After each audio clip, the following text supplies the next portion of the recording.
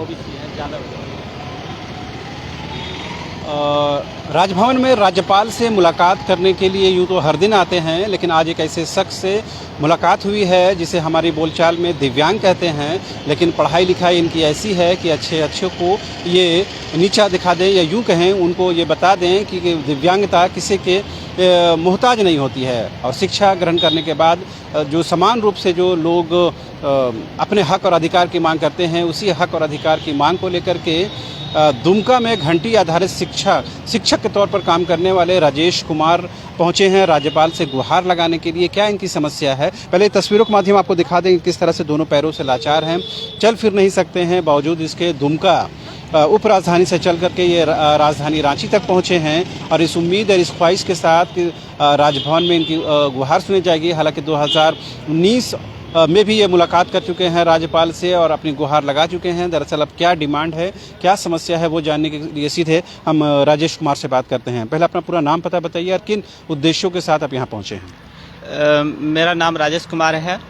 मैं सोनाराय ठाड़ी महादेव अम्मा गांव का रहने वाला हूं, देवघर जिला पड़ता है। मैं सिद्धू कानू मुर्मू विश्वविद्यालय दुमका में स्नातकोत्तर अर्थशास्त्र विभाग में 22 जनवरी 2020 से वर्गाध्यापन का कार्य करते आ रहा था। मैं यूजीसी नेट की परीक्षा 2 बार पास किया हूं, दिसंबर 2019 में और नवंबर 2020 में। नेट क्वालिफाई हैं? हाँ।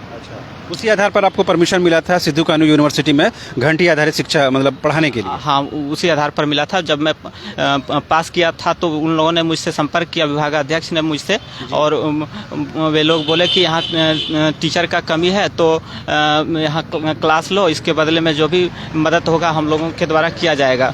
उसके बाद मैंने क्लास लेना शुरू किया और जब मैंने पैसा का डिमांड किया तो उन लोगों ने बोला कि ऐसा नहीं होता है। तब मैंने महामहिम से भेंट किया। महामहिम का आदेश था कि इसे पैसा दिया जाए। कुलपति मतलब कितने महीने तक आप वहाँ पर अध्यापन कार्य कराए? मैं 22 जनवरी 2020 से वर्गाध्यापन का कार्य शुरू किया और बीच में लॉकडाउन लग गया। लॉकडाउन में क्लास मैंने नहीं लिया। उसके बाद फिर बीच में खुला, उसमें मैंने क्लास लिया। करीब मैंने 100 से अधिक क्लास लिया हूँ। तो उसमें से किसी एक भी क्लास का पैसा आपको मिला है? जो नहीं, कुछ भी नहीं मिला। जी, तो इसकी शिकायत लेकर आप राजभवन आए थे? हाँ। तो कब आए थे, कौन सा साल में? मैं 2020 में आया हूँ। अच्छा। और उसके बाद 2021 में भी आया और 2022 में भी आया हूँ। मैं बहुत बार राजभवन आया हूँ। तो राज्यपाल से कभी मुलाकात हुई आप लोगों की? हाँ, मुझे मैं 15 अगस्त 2021 को महामहिम से दुमका में भेंट किया था राजभवन में। जी। और इन्होंने आदेश दिए थे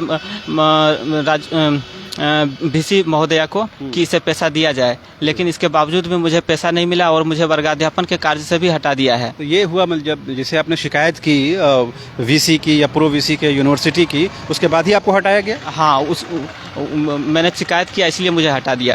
जी जी। अब आप क्या चाहते हैं? अब क्यों राजधानी रांची पहुँचे हैं राजभवन? मैं आवेदन देने आया हूँ कि मैं यदि मेरी समस्या को नहीं सुना जाएगा तो मैं अनशन करूँगा दुमका में 11 अप्रैल से। तो इससे पहले भी आप अनशन पर बैठ चुके हैं? हाँ, अनशन पर मैं बैठा था, लेकिन मुझे अनशन मुझे समाप्त करवा दिया गया कि जो भी आपकी समस्या है पूरी तरह से निदान किया जाएगा, लेकिन कुछ भी नहीं हो पाया। तो मैंने फिर से दोबारा अनशन का निर्णय लिया है। जी जी।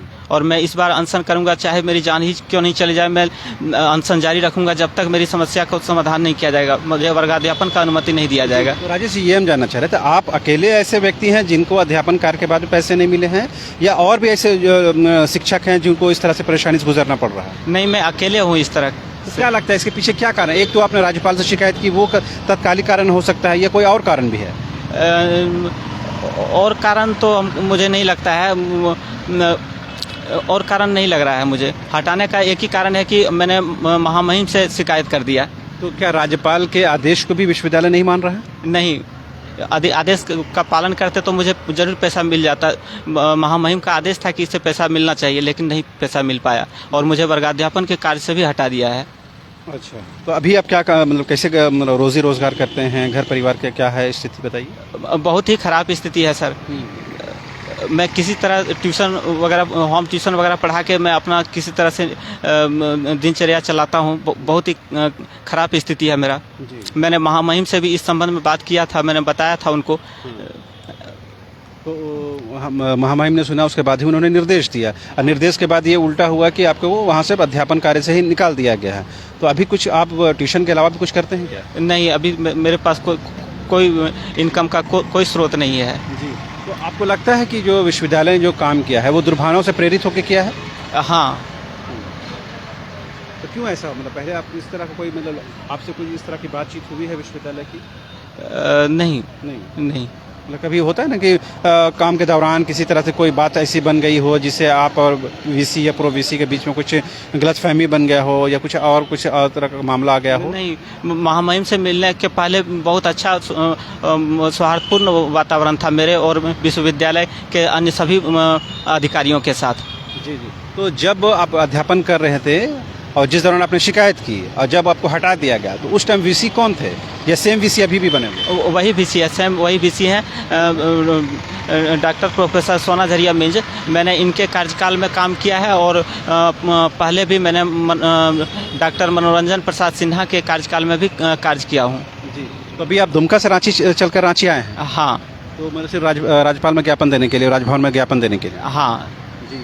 तो आपने सुना राजेश कुमार की कोशिश ये है कि इनके साथ जो नाइंसाफ़ी हुई है, जैसा ये बता रहे हैं, और राज्यपाल के आदेश के बाद भी अगर विश्वविद्यालय उनके निर्देशों का पालन नहीं करता है तो एक गंभीर विषय ज़रूर हो जाता है। हालांकि इन्होंने जो एक टेक्निकल बात ये बताई कि विश्वविद्यालय ने मौखिक तौर पर इस बात का आदेश दिया कि आप अध्यापन कार्य करा सकते हैं, लिखित तौर पर नहीं दिया। उसी मौखिक तौर पर ही इनको अध्यापन कार्य से हटा दिया गया। हालांकि पढ़ाने के बाद जिस तरह से इनका हक बनता है, जो इनका अधिकार बनता है, वो कम से कम जो घंटी आधारित शिक्षा की बात, पैसे देने की बात है, वो ज़रूर दिया जाना चाहिए। और राज्यपाल ने खुद जब निर्देश दिया, जैसा ये बता रहे हैं, उसके बाद विश्वविद्यालय को गंभीरता के साथ एक दिव्यांग व्यक्ति के साथ कम से कम जस्टिस करने की कोशिश होनी चाहिए। आप समझ सकते हैं कि दुमका से चल करके राजधानी रांची आना और इस तरह से माजूर व्यक्ति के लिए कितनी मुसीबत और कितनी परेशानी का सबब बनता है। बावजूद इसके अगर विश्वविद्यालय नहीं सुनता है तो एक गंभीर विषय बनना लाजमी है।